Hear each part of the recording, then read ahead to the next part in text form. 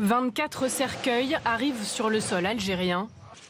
Les restes mortuaires de combattants tués au début de la colonisation française, il y a 2 siècles. Ici sont les héros de la résistance populaire, de retour sur la terre pour laquelle ils ont sacrifié leur vie, revenant avec le drapeau national qui drape leur âme et leur corps pur, volés par l'ignoble colonialisme français. C'était un premier pont, l'été dernier, pour tenter de réconcilier les mémoires algériennes et françaises. Depuis 6 mois, l'historien Benjamin Stora planche sur le sujet. Il a remis hier au président Macron un rapport de 150 pages sur ces questions mémorielles. Ce que j'espère, c'est que ce rapport, il y a 2 choses. La première chose, c'est l'état d'esprit général du rapport, c'est-à-dire le fait que les circulations de mémoire existent réellement, c'est-à-dire que les gens peuvent se comprendre les uns par rapport aux autres, que les Français comprennent, disons, ce qu'a été le vécu algérien et que les Algériens aussi rentrent aussi dans ce qu'a été l'histoire française de la guerre d'Algérie, bien sûr.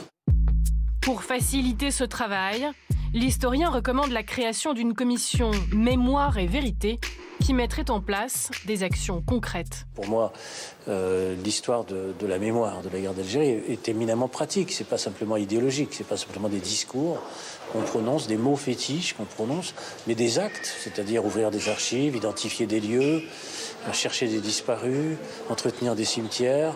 Ce sont des choses qui sont très simples, très pratiques, très évidentes, mais qui sont autant de contentieux, de problèmes très lourds entre la France et l'Algérie.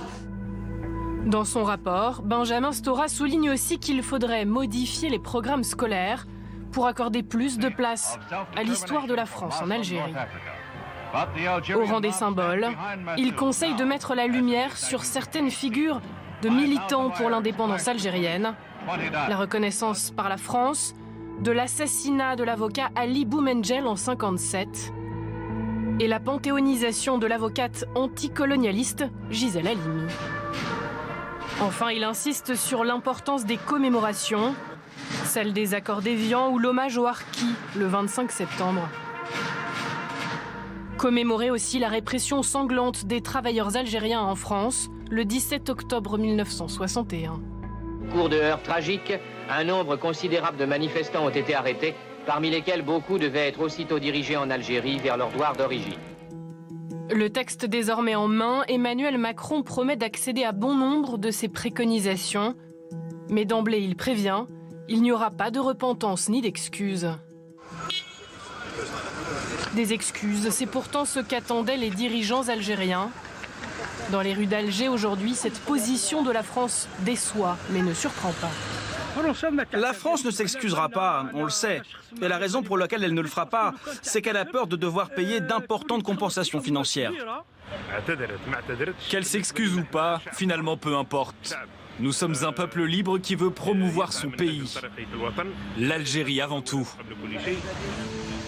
Le 60aire de l'indépendance algérienne pourrait devenir un thème de campagne de la prochaine présidentielle en France.